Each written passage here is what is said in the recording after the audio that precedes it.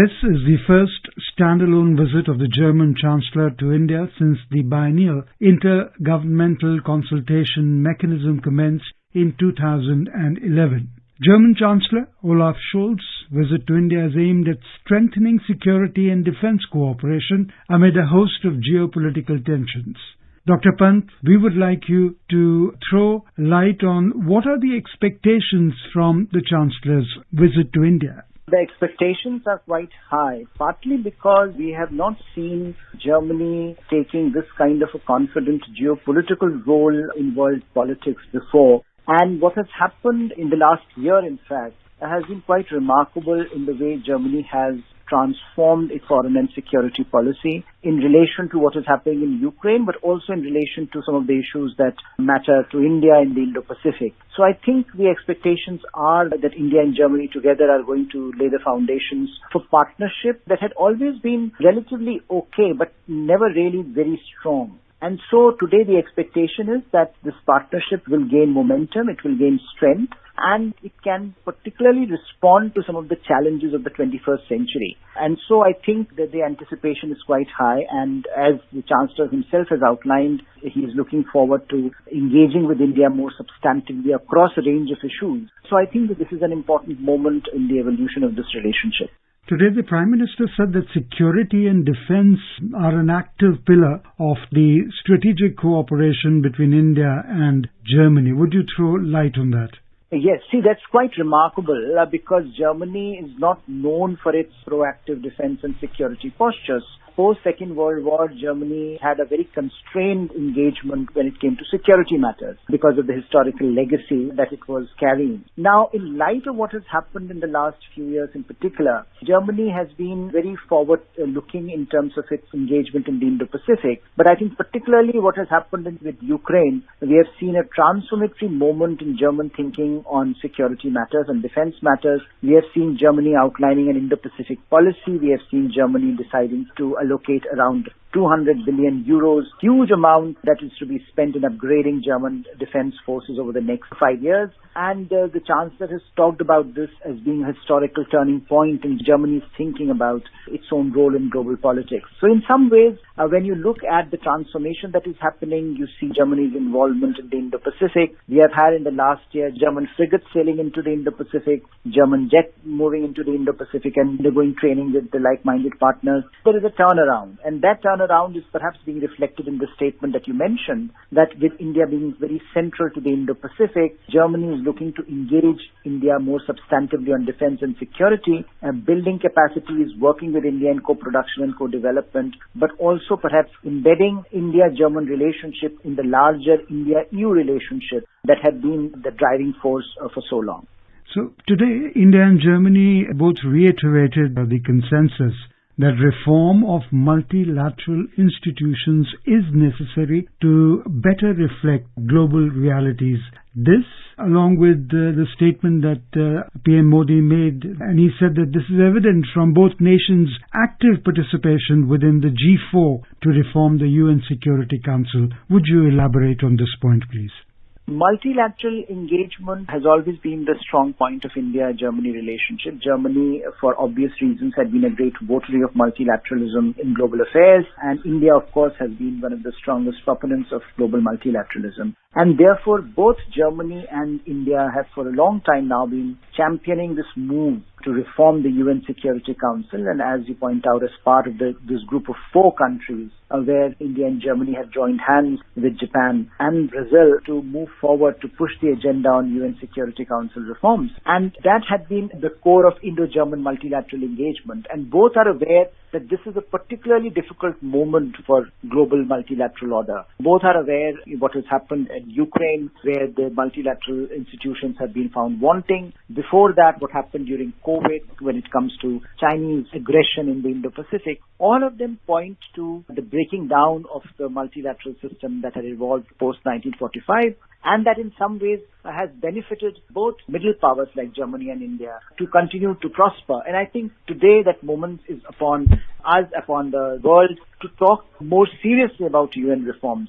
India has been a strong voter. India has been saying it very, very aggressively, in fact, very, very taking it up strenuously. Indian Prime Minister often has reflected upon it. His statement 2 years back when he was addressing UN General Assembly, he basically pointed out that how long can 1.3, 1.4 billion people wait for UN reforms? There is a sense of despondency in India about UN Security Council reforms. And if those reforms don't happen, it would make UN irrelevant to the larger global order. So I think both Germany and India have been at the heart of this conversation, and both would like these reforms to take place before the global order frays even more. So at this time of polarization, this is the voice of two middle powers in the international system, basically arguing for a fundamental rethink on the way we organize our global institutions.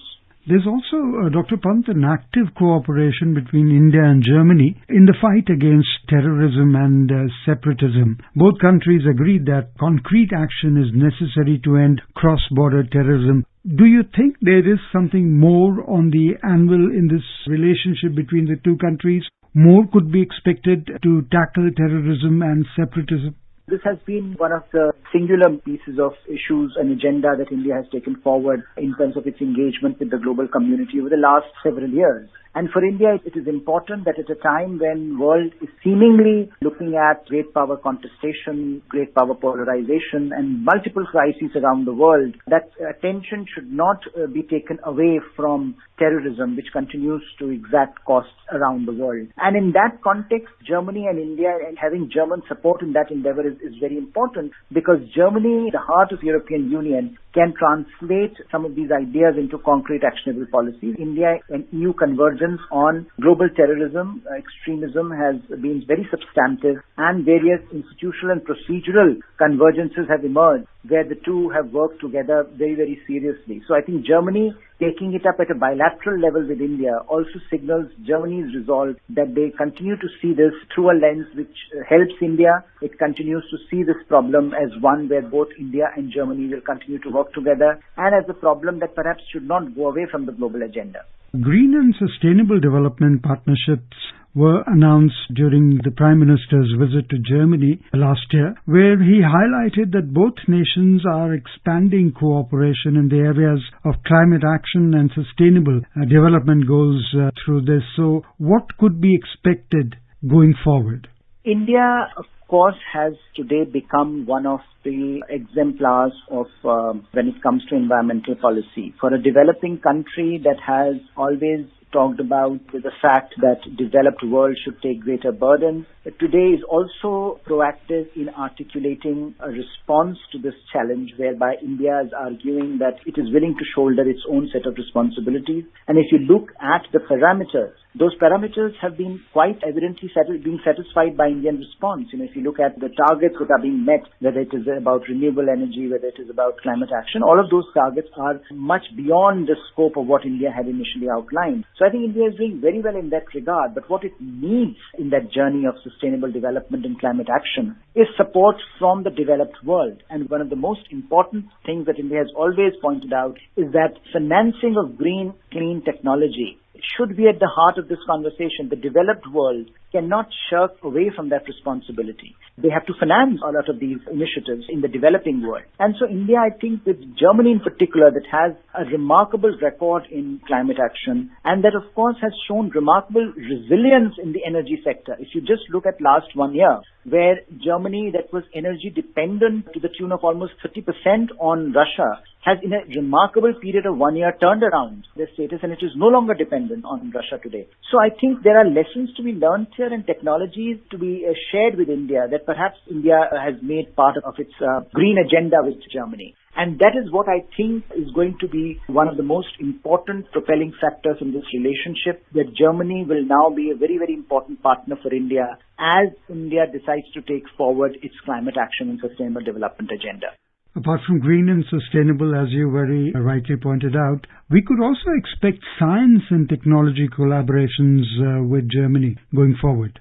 Absolutely. If you recall, last in December, when German foreign minister was here, she had outlined with her Indian counterpart the mobility framework between the two countries. And that basically meant that Germany today is keen on tapping Indian talent. Germany is keen on working with India in science and technology in particular, where research and development and the kind of technological achievements that are possible with collaboration with each other should be at the heart of this engagement. So I think what we are looking at, the science and tech partnership, is something where not only institutions work together, but individuals also find their capacities enhanced, their abilities enhanced as they engage with each other across these two nations. And I think that the framework for that has been laid. One can expect action on that front moving forward as the two countries that are really giving weightage to science and tech, both in their developmental goals, developmental agenda, as well as in their foreign policies and national security policies. That is going to be a very, very important track, particularly as you also look at the fact that technology cooperation today is at the heart of global engagement. So increasingly countries developing technologies, partnering on technological frontiers with like-minded countries, with trusted partners. And I think as Germany looks away from China, India is going to fill that void, and India will be a very, very important player in that regard. So the rapid exchange of meetings between Chancellor Scholz and PM Modi shows a new confidence and perception. Thank you, Dr. Pant, for being with All India Radio. Thank you very much.